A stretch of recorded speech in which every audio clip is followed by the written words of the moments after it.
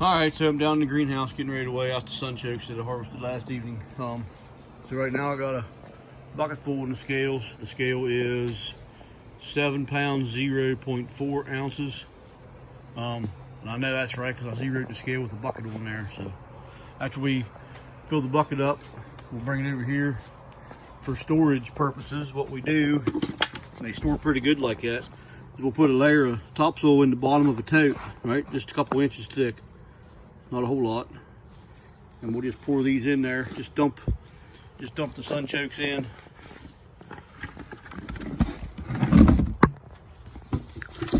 Level them out fairly well.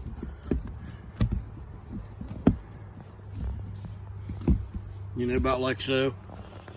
And then I'll put another bucket full in, and I'll put another layer of dirt on. We'll do that till we fill it up to about here. We won't put the lid on because they need to breathe a little bit, but then we can store these. We'll actually store these in our shed, and they'll store in there all winter. They store pretty good, but they'll start, actually if you don't have them eat up or replanted or whatever, by mid to late May, they'll actually start sprouting them in there anyways, because that's what they want to do is grow. So, and to show you that the scale's zero with the bucket on, so I know how many we got. So once we get a tally of these, we'll come back and see what we got.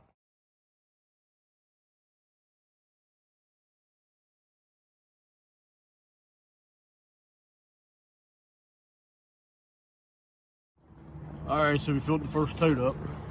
So in the wintertime, we'll keep this in our shed up there in our building. And they'll stay good in there. And when we want some, we'll just come out and move it away. Reach in there and grab them out. You want to keep them covered up throughout winter, because they won't keep good in the fridge. They'll keep for a while, but they won't keep good. They'll keep good like this because this is how nature stores them. So they keep pretty good like that. We keep them like that. They'll, like I said earlier, they'll stay till May or sometime before then they'll start sprouting. We've never had any rot on us. Not sure how much that is, but we still got a fair many left. And then we started filling up a flower pot, and then we got another big flower pot we're going to put in. We got our bucket full in that already. But we did it the same way. Put a little bit on the bottom, then put in a bucket full, then fill it up with potting mix. And we'll just keep layering it like that throughout. But so far we've got. So in our first one was 32 pounds.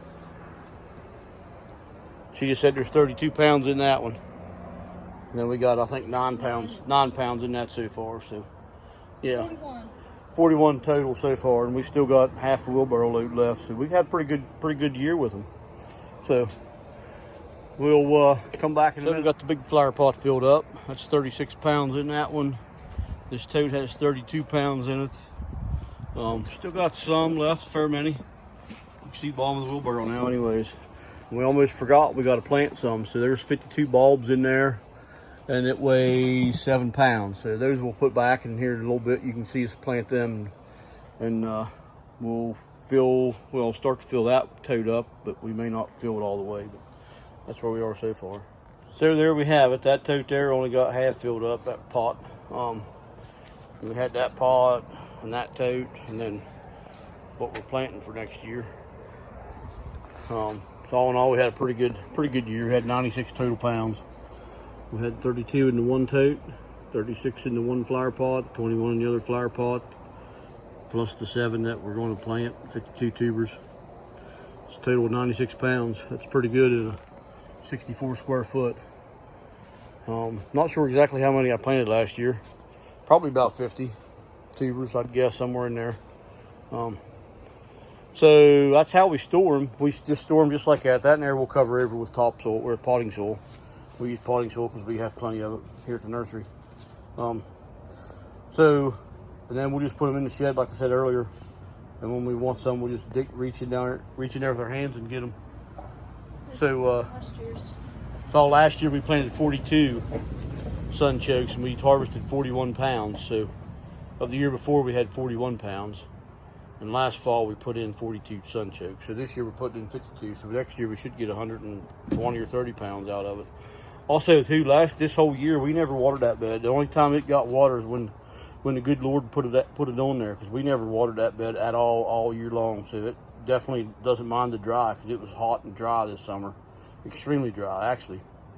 I'm surprised we got anything out of that bed, but it turned out good for us. So next year maybe we'll water it. We might, who knows what we'll end up with if we water that bed next year. It might be an ungodly amount, but you know, there's 106 calories in 1 cup of these, so I don't know how many cups would be in a wheelbarrow, but there'd be a pile of them. So that definitely feeds your family in time of crisis. So if you have room to put them, you might as well put some out. So we're gonna take you up here and show you how we plant them. Then we'll get ready for this fall. We plant them right now, so they'll come up next spring. Okay, so I just come up here and made a grid. I didn't lay anything out. I just eyeballed, and you can see the squares. So laying out this grid like I did, there's only 6 this way and 5 that way. So I'll probably only put 30 in here. So I'll have 20 couple there that I won't put in the ground. So I'm just going to put 30 in. Last year we did 42. So this year I'll give them a little more room to grow than last year. So I don't know how it'll work out, but it is whatever.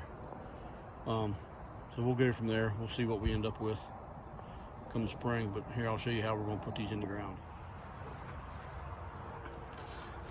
Okay, so I'm going to just plant them. I'm just going to, since I've only got 30 spots, I'm just going to grab the biggest ones and plant them. So all I do is just 4 inches deep or so. I don't know if you can see. If you can't, I'll move you closer and just drop it in, cover it over. That's all there is to it. So let me move you a little closer for the next one. Okay, so all I do is just dig down in with my hand, 4 inches or so. Just drop it in, place it, pack it in, grab the next one, go on just like that. Just push it in just like that. That's all there is to it. So I'll do it.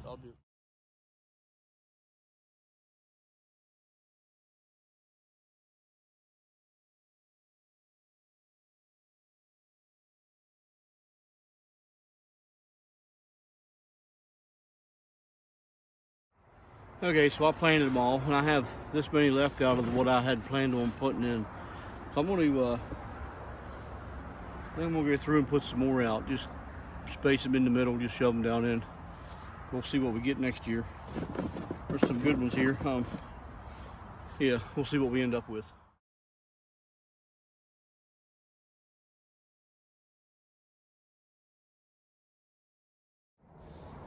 Okay, so I got all of them in there, all 52 or 54, whatever it was. I just randomly stuck them in. Actually, there's one laying there. This near, I don't know if I dug it up or if I just didn't dig it out. Either way, it's going back down in. There. That's where it'll be. So the next thing is to get 2 wheelbarrow loads of homemade compost and put it here and level it down. So that's the next thing, the homemade compost. I didn't show you how we make it, but I showed you how we screen it out earlier in, well, I don't know, several months ago in a video. The video is called compost screening made easy. Anybody could do it, or something like that. If I can figure out how to, I'll put the link for that one in the description below. If not, search my page and you'll find it. But yeah, so that's the next step, just getting 2 wheelbarrow loads of homemade compost and putting in. All right, so here I am. I got the first load of compost, wheelbarrow load right there. It's fungally dominated. I'm stepping on something. It's fungally dominated, which is what you want. You want this mycelium. I'm not sure exactly what kind that is. It's not roots, but it is sort of roots, but not really. You want that in your compost. This here it's breaking down wood chips and whatnot. These here little guys connect the plants together. This is what this will connect, this here won't, but the funguses that are in there, the molds and yeasts and ecto and endo mycorrhizal and all that will connect the roots in your plants to each other, so that's how they share nutrients, and the plants will feed these and these will feed the plants. So you want fungally dominated compost. And that right there is how I don't use any fertilizers. Well, very little, but all the fertilizers I use are homemade. I don't buy fertilizer. I buy some of the ingredients in the fertilizer, but I don't buy the fertilizer. I'll buy blood meal and bone meal and rock dust and gypsum and stuff like that, but I don't buy the fertilizer. I mix it up so I know what I got. I know how much of what I got in it, but it's not, I don't know. I'm not the best at it, but I can figure it out. Next year I'll show you a lot of that stuff in the spring and fall, but right now I'm trying to get ready for winter, so I'm gonna put this load in, dump it in, and then go get another load. Okay, so I got 2 wheelbarrow loads dumped in there. You can see them there, one there and one there. I'm gonna level them out with a rake, and it'll probably be an inch or so of compost over throughout the whole bed, which is plenty good. That bed's pretty rich in soil anyway. So then after I do that, then I'll chop that all up and mulch it over with that in that bed. So here we go.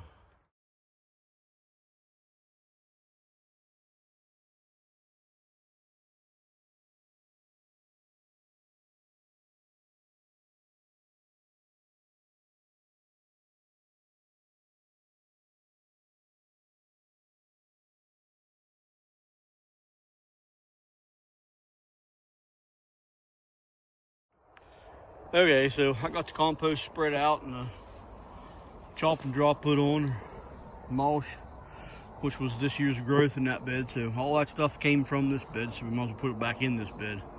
That's how I figure things anyway. I got more left, so there's pretty good biomass on this too. There's a lot of greens off the top of this. So what I got done there is all I'll put in this bed. So what I got left laying on the ground is that pile and this little bit here, and there's a pile right there too. So with that, we'll rake that up around the yard a little bit, and we'll put it all in there. This is where the annual sunflowers was. The weeds are starting to take it over pretty good, so I will put all this over it this evening yet. And in the next couple of days, I'll probably put a tarp over this and call it winter. Let that rot down for the winter months so that it kills all the weeds and whatnot.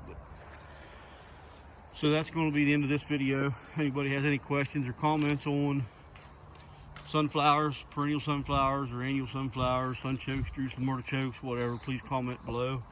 And just so everybody knows that like 87% of the people that watch my videos aren't subscribed. So if you would, please subscribe while you're watching.